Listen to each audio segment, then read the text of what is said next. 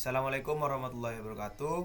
Perkenalkan, nama saya Dimas Afriananda dan di sini saya bersama rekan-rekan saya yaitu Ahmad Tajus Beki dan Fatur Rohim. Jadi di sini kita akan membahas tentang seputar kasus bullying. Apa sih bullying itu?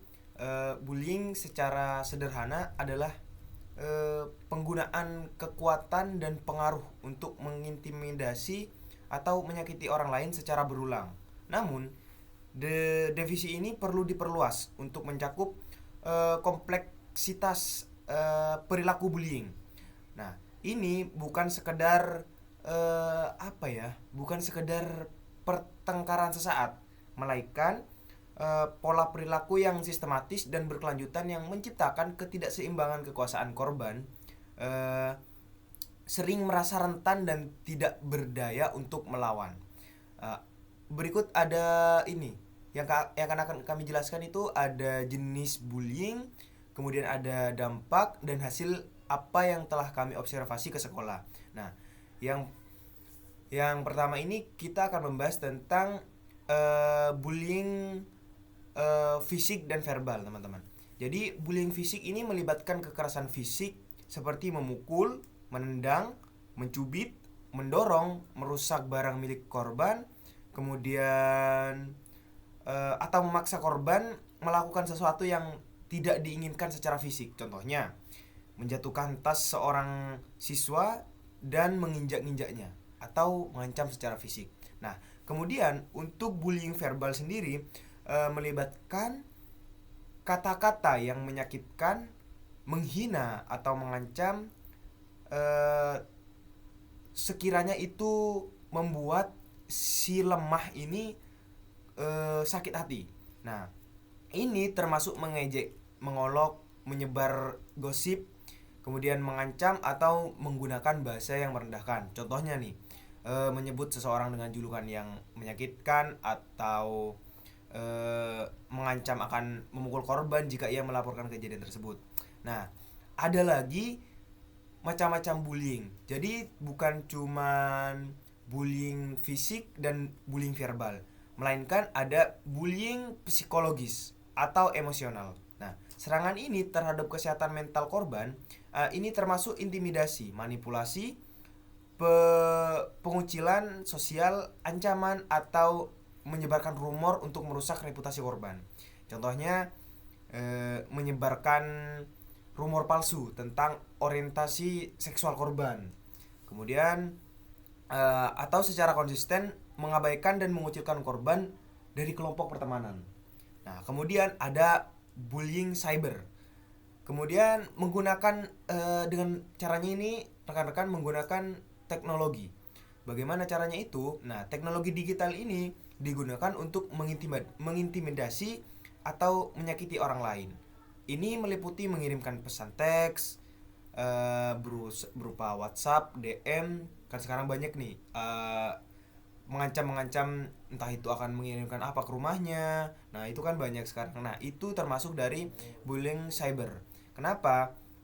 Contohnya nih, si pembuli ini membuat akun palsu untuk menyebarkan informasi palsu tentang si korban. Nah, otomatis mereka harus menggunakan teknologi dong untuk menyebarkannya. Nah, itu termasuk bullying cyber. Nah, yang terakhir yaitu adalah bullying relasional. Apa sih itu? Yaitu menargetkan hubungan sosial korban, termasuk mengucilkan seseorang dari kelompok yang seperti saya sebutkan tadi, menyebarkan rumor dan memanipulasi hubungan pertemanan. Jadi contohnya membujuk teman-teman korban untuk tidak bergaul. Misal Tajus nih seorang pembulinya. Nah, aku nih korbannya. Nah, si Rohim ini temannya Tajus. Nah, kemudian itu Tajus mengajak si Rohim untuk tidak mendekati saya. Nah, seperti itu. Jadi sebagaimana mungkin saya itu dikucilkan oleh teman-teman saya. Nah, itu termasuk bullying relasional atau sosial. Kemudian untuk dampak bullying sendiri itu akan dijelaskan oleh Mas Tajus. Oke, terima kasih Mas Dimas. Perkenalkan sebelumnya, nama saya Ahmad Tajus Beki. Tadi juga sudah dikenalkan sama Mas Dimas, rekan saya. Nah, selanjutnya saya akan memaparkan tentang dampak bullying. Nah, dampak bullying itu jauh melampaui nilai akademis yang rendah. Ini dapat berdampak signifikan pada kesehatan mental dan fisik korban, serta mempengaruhi perkembangan sosial dan emosional mereka. Gangguan kesehatan mental, kecemasan, depresi, gangguan stres pasca trauma atau PTSD, dan bahkan pikiran untuk bunuh diri. Itu adalah konsekuensi yang serius dari bullying. Korban sering mengalami kesulitan tidur, perubahan nafsu makan, dan penurunan konsentrasi. Berarti juga bisa mengakibatkan apa ya Mas Tajus ya, kematian kematian mental dan juga bisa mengakibatkan bunuh diri berarti. Iya, itu dampak yang sangat berbahaya dari bullying itu, Mas. Nah, selanjutnya ada masalah fisik, yaitu stres kronis yang disebabkan oleh bullying dapat menyebabkan sakit kepala, sakit perut, masalah pencernaan, dan gangguan sistem kekebalan tubuh. Jadi kalau teman-teman itu yang sudah kena bullying itu pasti pikirannya itu nggak sehat. Jadi tubuh mereka itu rentan kena penyakit, Mas. Iya. Jadi penyakit yang sering dikena seorang korban bullying itu terkadang itu ada salah satu mah atau sakit kepala itu sering itu, Mas. Nah, selanjutnya ada rendah prestasi akademis. Kecemasan dan stres yang terkait dengan bullying dapat secara signifikan mengganggu kemampuan belajar korban, mengakibatkan nilai yang buruk dan kesulitan dalam mengikuti pelajaran. Nah, ini juga Berarti sangat berbahaya. mengganggu konsentrasi Ya, pas waktu belajar. benar-benar. Apalagi ketika aku punya pengalaman nih Mas Jadus. Jadi ketika di sekolah itu pas waktu SMP ada anak nih dibully. Nah, dia memang tidak, aku juga takut dong, soalnya pas waktu itu benar-benar kayak diajak untuk tidak mendekati itu, tapi aku berusaha tetap netral tapi tidak melaporkan ke guru. Soalnya kalau melaporkan ke guru itu apa ya, biasa ya, seorang siswa juga Ya, takut kan kenapa-napa. Nah, itu si pelaku itu mengajak memang untuk semua temannya itu tidak mendekati bocah ini. Nah, jadi di pelajaran itu benar-benar terganggu, apalagi dia stres, tidak bisa melapor ke guru kan, tidak bisa melapor ke guru, jadi duduk diam atau di pojokan. Jadi benar-benar mengganggu. Bullying itu sangat mengganggu teman-teman. Jadi eh seperti apa ya, jadi kita itu seperti benar-benar dikucilkan, dijauhkan dari semua teman, entah itu stres, penyakit semua menyerang. Nah, itu bahaya dampaknya. Lanjut Mas Ajus. ya, oke. Selanjutnya itu dampak jangka panjang. Dampak jangka panjang pengalaman bullying dapat meninggalkan dampak jangka panjang pada kesehatan mental dan kesejahteraan korban yang dapat berlanjut hingga dewasa. Ini dapat mempengaruhi hubungan interpersonal, pekerjaan, dan kualitas hidup secara keseluruhan. Jadi teman-teman itu korban-korban bullying itu sangat memprihatinkan. Kenapa itu eh, mengakibatkan trauma yang mendalam. Jadi entah itu pekerjaan, entah itu hubungan antar relationship kita seperti orang pacaran gitu, Mas, itu sangat Iya. terganggu sekali itu, Mas. Jadi bisa juga apa ya, kalau anak sekarang itu menyebutnya introvert, bisa mengakibatkan seorang yang awalnya ceria, awalnya Ya, itu friendly. bisa jadi, itu bisa jadi. Oh iya iya. Berarti korban bullying itu harus ditemani oleh orang-orang yang emang mengerti bagaimana keadaan orang tersebut. Ya, itu benar Jadi sekali. itu apa juga Mas Tajus apa? Jadi kan sampean ini kan membahas tentang dampaknya ya. Nah, Ya. apakah seorang korban itu ketika sudah tidak tertolong ya, misal kita sebagai temannya itu sudah menasihati, kamu juga gak usah dipikirin, gak usah kan kan seperti yang saya bahas itu tadi kan, macam-macam bullying itu banyak ya, bukan Ya, cuma fisik. banyak Nah, sekali. itu bisa kena mental kan, kena mental itu eh, di dampaknya itu kan psikologisnya itu kena ya. Ya, Nah, kena itu. itu menurut saya harus dibawa sih ke psikiater. Ya, Kayaknya betul. dokter-dokter yang kemarin kita seminar. Ya, Nah, benar itu. Itu salah satu itu, cara ah, mengatasinya itu. jadi untuk teman-teman yang mungkin ada masalah tentang mental ataupun psikologis, jadi itu ya, apa saya sarankan, meski berapapun umur kalian, jangan sampai itu menjadi trauma mendalam bagi kalian. Apalagi yang punya trauma tentang bully, apalagi itu mending kalau sudah diri kalian tidak bisa kayak apa ya Mas? Mengatasi gitu. lebih baik ke lebih yang berpengalaman untuk kayak meminta saran lebih baik ke itu, Ya, ke dokter psikologi. betul. Nah, ini yang terakhir seperti yang Mas Dimas katakan tadi, masalah perilaku. Korban bullying mungkin mengalami perubahan perilaku seperti menjadi lebih menarik diri, agresif, atau mengalami kesulitan dalam bersosialisasi. Nah, ini sering kita banyak temukan di korban-korban bullying gitu. Kenapa itu pun sangat mengganggu sekali ya teman-teman. Jadi korban-korban bullying ini sangat jarang memiliki teman yang dekat gitu. Tuh. Menyendiri berarti. Ya, benar.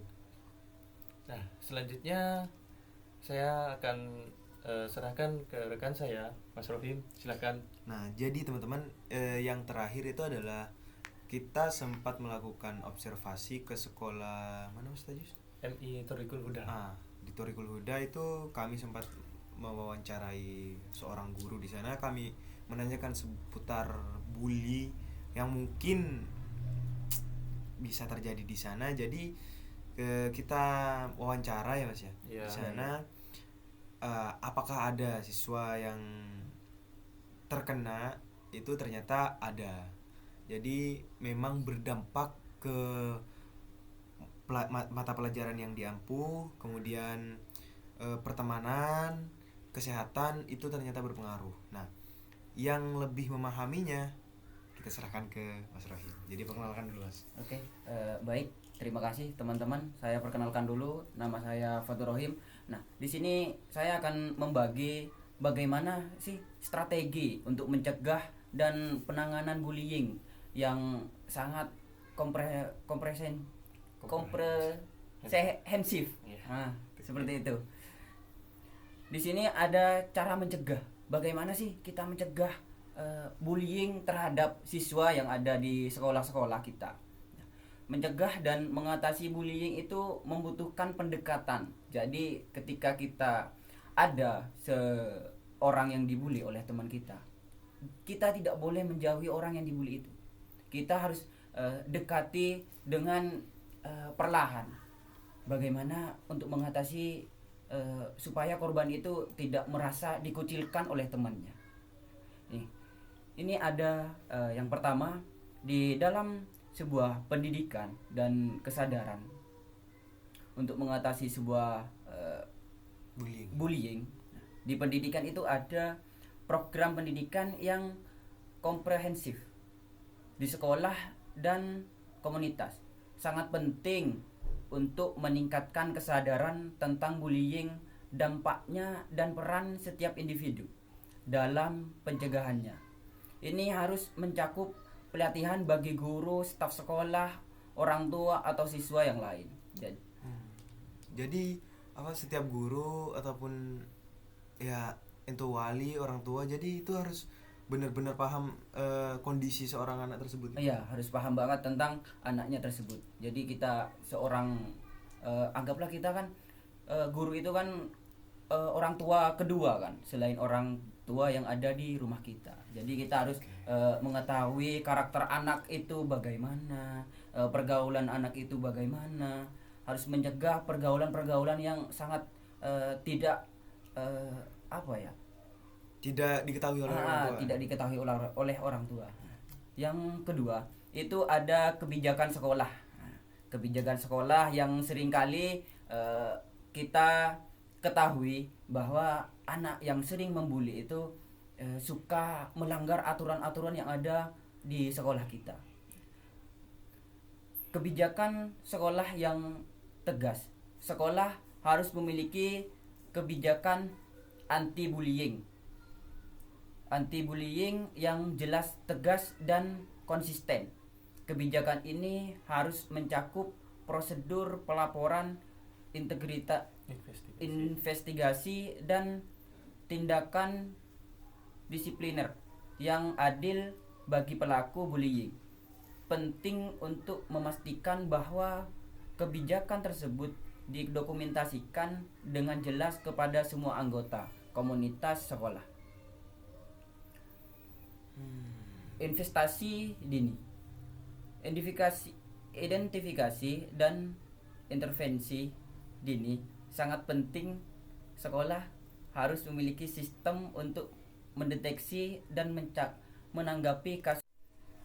Jadi sekolah itu benar-benar harus mencegah ya Mas ya, mencegah iya, bullying itu terjadi. Karena gini teman-teman, mungkin yang melihat ini video ini adalah siswa, jadi kalian itu harus benar-benar menjaga mental kalian agar kalian itu ketika melihat teman kalian dibully, itu kalian harus berani melaporkan ke guru, jangan kayak saya dulu. Jadi saya termasuk mental ciut dulu Mas. Jadi himbauan ya untuk adik-adik siswa yang melihat video ini, jangan sampai kalian takut untuk melawan kejahatan. Jadi bullying itu bukan cuman sekedar membuli teman-teman, tapi itu sudah termasuk benar-benar kejahatan yang luar biasa. Jadi itu termasuk sudah kejahatan kena ke mental, fisik, perasaan, pokoknya semuanya itu kena. Jadi untuk teman-teman siswa, hindari membuli, jangan takut dibully. Kemudian kalau kalian dibully jangan takut lapor ke guru. Nah, itu benar.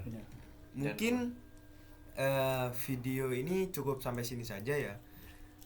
Kami dari kelompok 5, saya Dimas Afriananda, Saya Ahmad Teju Subeki. Saya Fatur Rahim. pamit undur diri. Wabillahi taufik wal hidayah. Wassalamualaikum warahmatullahi wabarakatuh. Terima kasih. Terima kasih. Terima kasih.